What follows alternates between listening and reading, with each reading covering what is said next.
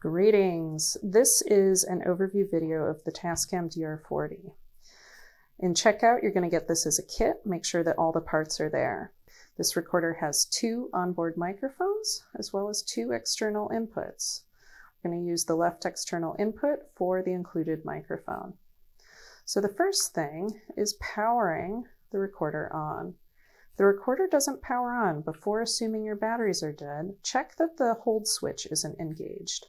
This is used to keep you from accidentally turning on the recorder in your bag. Once that's turned off, recorder powers on. We do have functional battery. So when the recorder first powers on, you want to check your record settings. For this class, we're going to record 24-bit wave. That's the highest bit rate this recorder uses, and a sample rate of 48K. I'm going to go back to the menu and down. In theory, those settings shouldn't change. It's good to check. When I put the recorder into standby mode, you'll quickly be able to see this at the top. 24 wave, 48K mono. So this is a single channel recording, not a stereo recording. We also see the battery level, and then when in standby, we can see how many hours, minutes, and seconds of record time we have left. If this number is quite low and not enough to record what you need to record, you should generally have nearly 4 hours of available space, if not more. Press stop, go back into the menu, and go down to Others, and down to the very last option, System. And then we're going to go down to Erase Format. So wipe the card before you get started to ensure you have enough record time available. I've already erased and formatted this, and we know this because there are no music files on the recorder. Once I start a recording, we see a file number. This is year, month, day, because I have the date and time correctly set, and then a file number. It's in a continuous run of file numbers so that you don't have a new recording or a new card starting at 001 and having multiple 0001 wave files. We know we're recording because we have a record symbol and time is passing. However, we don't have any levels. This is using the exterior input, and there's nothing plugged in, so there are no levels. I'm going to stop our recording of nothing and show you how to change this to internal mic. So internal mic mono is a mix down of these 2 mics. Because we have a stereo pair on the top, I'm going to switch this to stereo. Now we have interior mic ST for stereo. So I'm going to go back to home. Now we have left and right, left and right. And when I put it into standby, we see levels. We also see INT for interior. Right now it's in record pause, which is standby mode. And so if I start recording, we'll see that the levels aren't great, but my mouth is nowhere near these microphones, so that makes sense. It's going to be background talking. So I'm going to press record again, and we'll see the numbers start to move, indicating that we're recording, as well as the symbol. We also have a new file number, indicating we're creating a new file. And we have 2 options. I can pause it, and now I'm not recording. I'm back in standby, but I'm still in the same file. And I can hit record again, and now we're recording my voice again. And this is one continuous file. However, I might prefer to separate my files so that I have multiple files that I'm importing to work with in the software for post-production. So if I want to stop recording, I simply press stop. And now we see a square for stop, the numbers stop going. We have a WAV file that we can play back to ourselves over the headphones. And if I press standby again, we're now on 554, a new file. And I'll press this again to start recording. However, we're going to use this microphone. So I'm going to press stop. I'm going to go back to record mode. I'm going to go down to source, and I'm going to select exterior in 1, 2, back to home. And we still have left, right because I'm recording in stereo. So if you're only using this microphone, might make sense to record in mono and use just the exterior one at the bottom. So I'm going to go back to home. If you were using 2 mics, however, you definitely want to use stereo. And then what you do is separate the channels in the software after importing. So I plug in the XLR. You heard that click of a lock. There's a switch to release it. You always need to press that. This is a little locking device because this is a professional connection for audio. We also have a button here for locking. I'm going to place this into the microphone. We heard the click. It's locked. We're connected. And now when I go into standby, we see EXT. We have 1 bar because we're in mono. And when I speak into the microphone, currently the microphone is approximately 3 inches from my mouth, I have really good levels.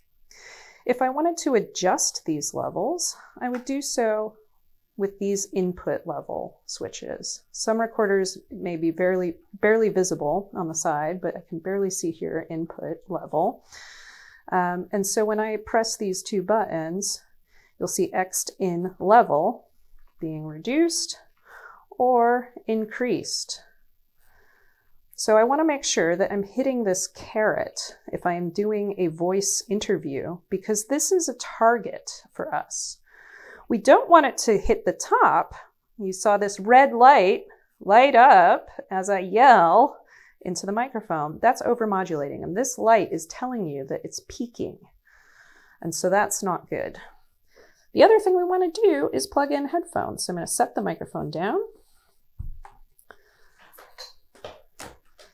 and plug in headphones.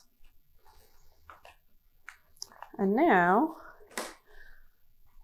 with headphones, I can monitor the quality of the sound. As I turn up the levels, if I turn them up even higher as I move the mic away from me, I'm going to hear more white noise at the bottom. This is the noise floor of the recorder, and lower end, less expensive recorders are going to have a higher noise floor. That means that the recorder itself is adding a lot of noise to the signal. This can be cleaned up in post, but clearly not ideal. So you want to get your microphone as close as possible so that that noise is not interfering with your ability to hear the signal you are recording. You remember noise to signal ratio. So if I press this, I am now recording. This is a demo video for the DR-40 Tascam recorder. I'm going to press stop. And now we have a recorded file. It will always display the last file number recorded. If I want to remove, I press the button again to detach. And perhaps now I want to record some ambient sounds of the outdoors, walking around, to add to my voice interview. The other thing you want to do is record 10 to 30 seconds of silence in your original setup. And so what we do is we say, this is January 31st, and this is room tone.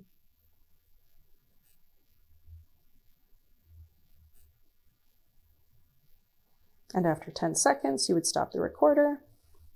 It's always recommended to mark your shots.